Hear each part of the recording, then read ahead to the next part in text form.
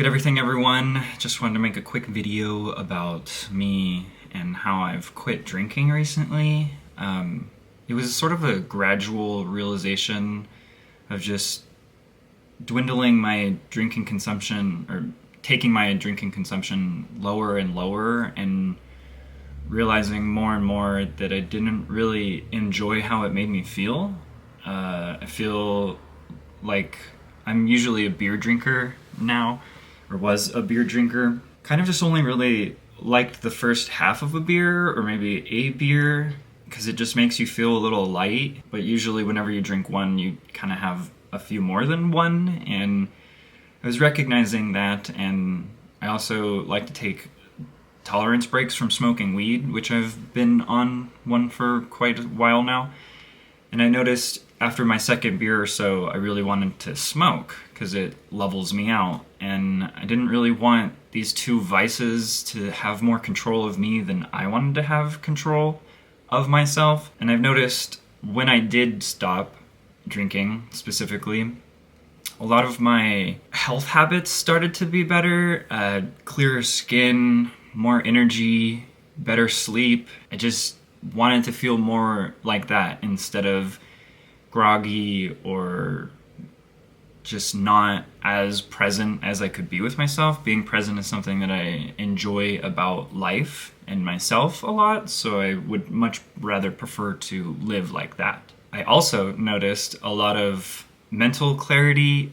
My brain fog was going away, and I was able to focus more on things. And you should really look at how much you spend on alcohol a month. It's not like I'm doing anything fantastical with all this savings, but it is a real detriment to your finances, constantly buying this thing that you think is helping you do your life better. But I've noticed that instead of helping out your problems, it kind of just sidelines them and then makes it harder to deal with, because now you have less energy, you're not getting good sleep, and who wants to deal with their problems when you have less energy or less mental clarity to do so? A little bit on the social aspect.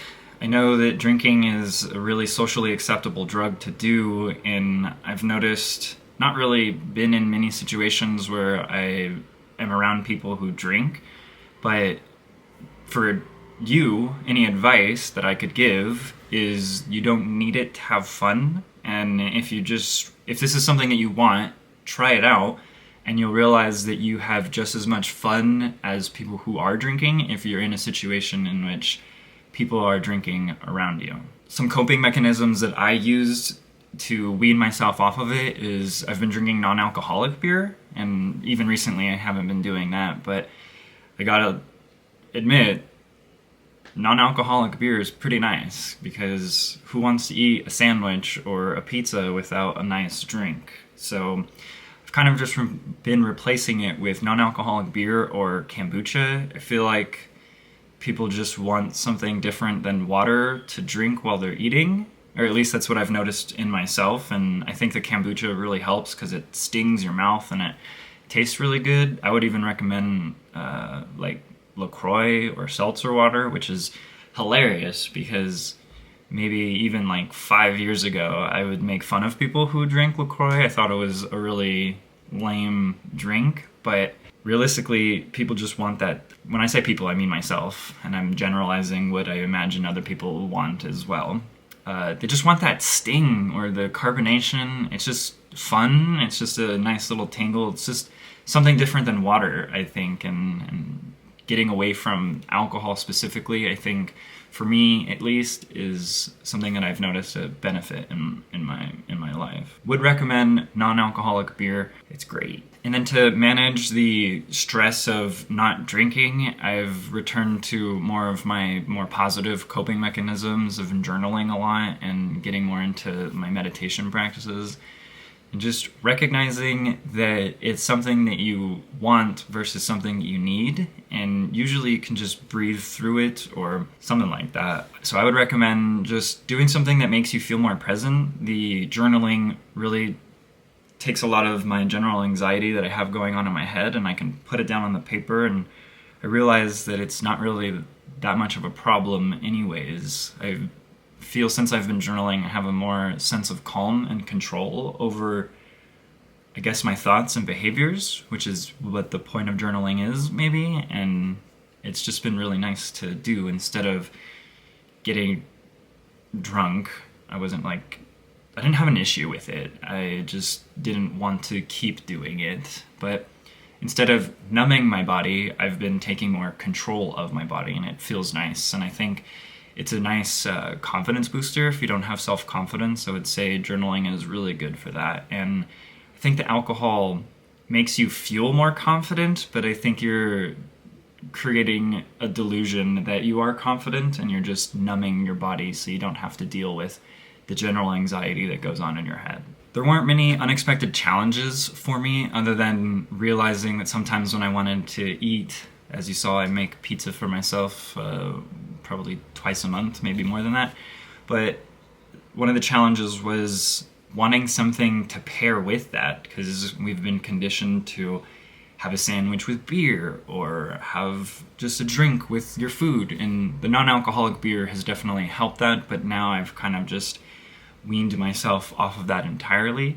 And sometimes I think people just do it because they're bored, and I'm just, like I said earlier, just replacing a lot of that boredom and anxiety with more positive habits that make me feel more in control of what it is that I want to be doing with my body. I think I haven't had a drink for maybe a month or two now, and I really want to be able to, and honestly, like, not gonna lie, if Maddie pours herself a glass of wine, or if she has a beer, I sip it and try it, but I remember that it's just not really something that I want to consume in a large amount. And I feel like after a month or so, the cravings of it goes away, and obviously this is going to be dependent on how much you drink. Give yourself some grace with the transition away from it, and just know that you will crave it and that the cravings will stop. I think one of the biggest things for me is, now that I'm 30, I think more about how I want to feel when I'm 50 or when I'm 40 or when I'm 80. So stopping this now is just getting ahead of the curve of when eventually I will stop, because this is not something that I want to do in my later years. And I think it's going to be really cool to, in the future at some point, someone offer me a drink and just be like, I haven't had a drink since I was 30. But obviously I'm not opposed to having a beer. I just don't want to have it be a habitual thing that I constantly do. One rule that I've kind of put in place when I first started this was not to have any beer in the home. So if I am going to drink, it's something that I'm choosing to do at a bar or something like that. But again, I haven't done it, and I don't know if I actually will. I always tell myself I'm not excluding this from my life completely. I'm just taking more control and telling myself when I want to, I will. But that need hasn't really come up. Granted, I haven't really been out to the bar or any social situations in which a lot of alcohol is present, so that has been kind of easy for me at least. And then any recommendations I have for quitting is just reminding yourself that you're doing something positive for yourself. Our brains have this ability to convince ourselves of things when we tell our brain that it's good for us. So a simple, I'm not drinking because it's good for me, will help your cravings and your boredom and fill your time up with just reminding yourself that this is something that you want to do for your own health, for the people around you, so you can show up and be the best version of yourself. And I don't know if this is you, I would imagine so since you're on this video, but I'm someone who likes to reflect on things that I'm doing and ask myself if these are good things for me.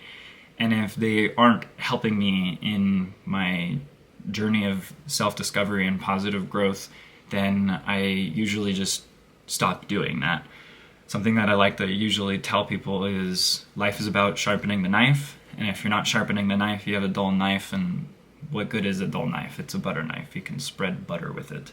And then one thing that I think is the biggest part of all of this is alcohol, or whatever vice it is that you're trying to get rid of, doesn't help the problem that you're facing. It postpones the problem and forces you to deal with the problem when you're feeling groggy or hungover, and no one's ever fixed a problem when they're hungover, and so it just creates this cycle of maybe I'll just drink again. I'll postpone the problem once again. Yeah, and I was just tired of chasing myself and doing that all the time. And it's not like I have huge problems. Like I said, I didn't have an issue with drinking. I just gradually over time realized that it just wasn't something that I wanted to keep doing for myself. Problems will always be there, and it's harder to deal with them the next day when you feel worse, you didn't get good sleep, and just is an easy way to fall right back into drinking. But yeah, just wanted to make this quick video about that. If you have any